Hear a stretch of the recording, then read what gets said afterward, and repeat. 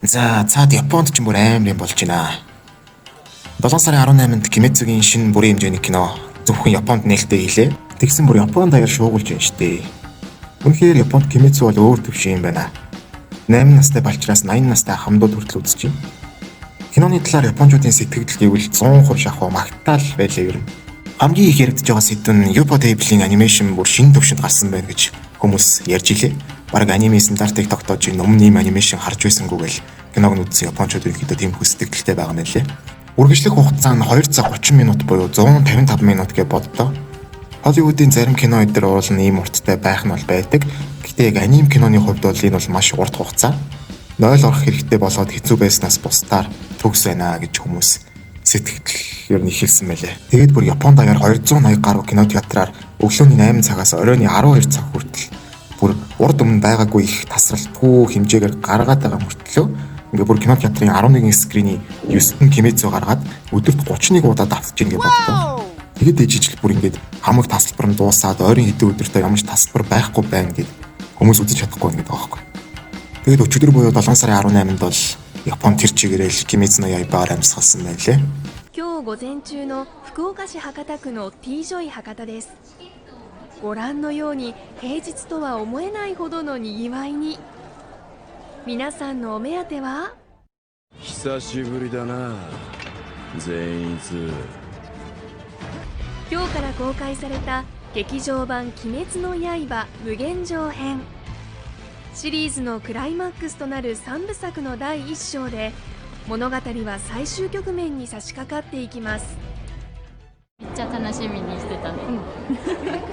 休み取りましたね今日。人気ですか？めっちゃ人気です。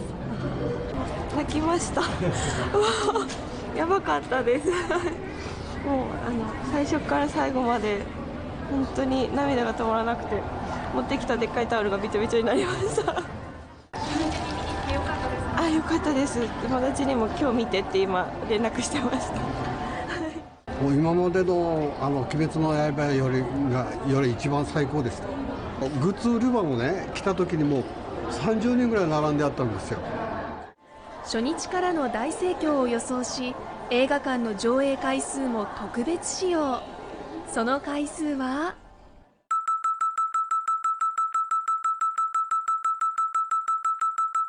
なんと1日31回。さあ始めようか。宴の時間。Одоо тэгэхээр миний өмнөх видеонд дурддагдсан Японы бүх цагийн хамгийн өндөр ашиг олсон аним кино чинь Кимэцү no Yaiba-гийн Mugen Train шүү дээ. Харин Mugen Jo Arc-ийн кино Mugen Train-ийг давж чадах уу гэдэг асуулт гарч ирж байгаа. Тэгсэн чинь харин аль хэдийн зөвхөн эхний өдөр болсон орлохороо Mugen Train-ийг давцсан байлээ. Mugen Train гарсан эхний өдрөө 1.3 тэрбум йений ашиг буюу Монгол мөнгөөр 32.5 тэрбум төгрөг болсон байгаа байхгүй юу?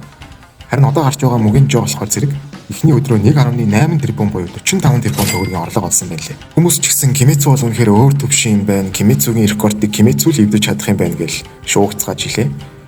Одоо харин нийт орлогоор Mugen Train-ийг эвдэж чадах болов уу гэдэг бас сонирхолтой. Хүмүүс бүр ажилласаа чөлөө аваад үзэж штэ цаанчаа.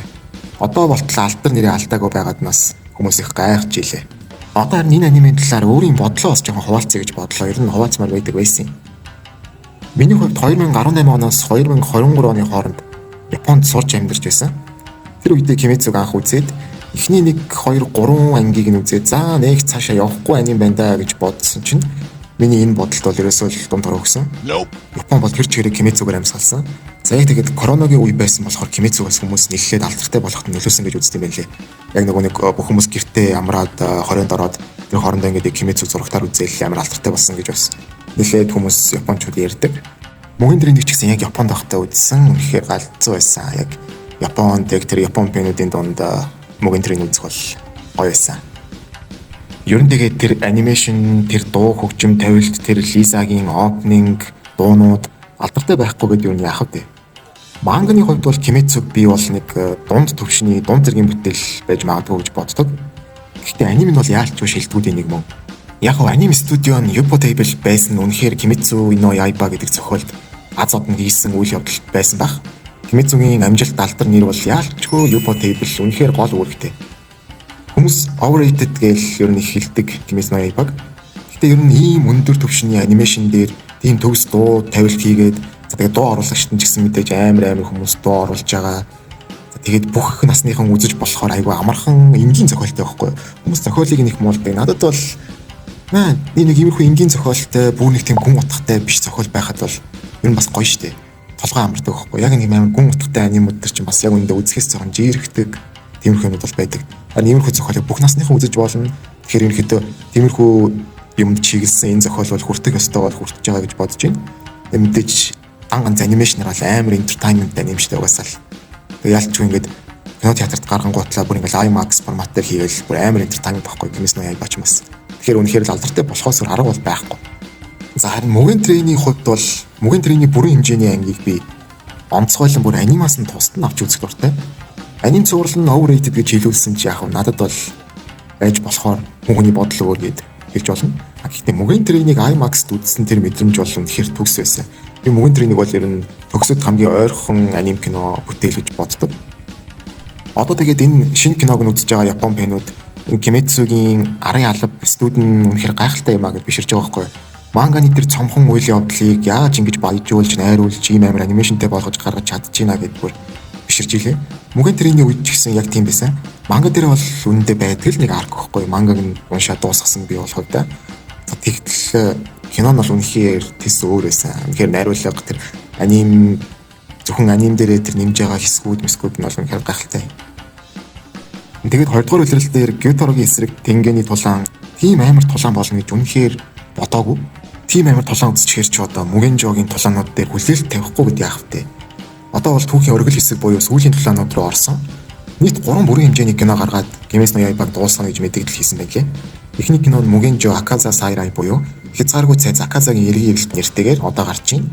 Трейлер дээр гарсны дагуу эхний кинон дээр Shinobu-гийн эсрэг Дома, Zenitsu-гийн эсрэг Shin Dead-саар, за тэгээд Akaza-гийн эсрэг Tanjiro болон Tomioka нар гэсэн юм 3 том тулаан гарна. Харин манай Монголд бол 9 сарын 12-наас нээлттэй хийх юм шиг байлээ. Бэлтгэн тасалбараа захиалаад аваарай. Үргэлжлэх хугацаанаас 2 цаг 30 минут болохоор киногоо үзэхээс өмнө бас 0 сайн орж явах хэрэгтэй юм байлаа шүү. Япон фэнүүдийн зөвлөгөө. Тэгээд бас энэ удаагийн бүрэн хэмжээний анги дээр нь ч гэсэн эдгээр уран бүтээлчид дууган дуулж байгаа юм байна лээ.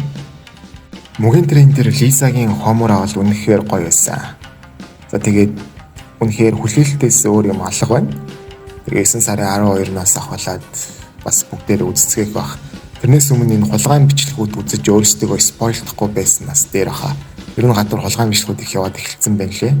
Амар хайрын санагддаг байхгүй. Тийм амар гоё дүрслэлтэй, зурагтай үзэх юмыг нэг хулгайгаар үзчихээр амар харамсалтай шүү guys. Мэдээж тэгээд Монголд гарсан хэн хэдүүлээ бас санал бодлоо сайхан хуваалцъя. За тэгээд бичлэг маань таалагдсан бол лайк, subscribe дараарай.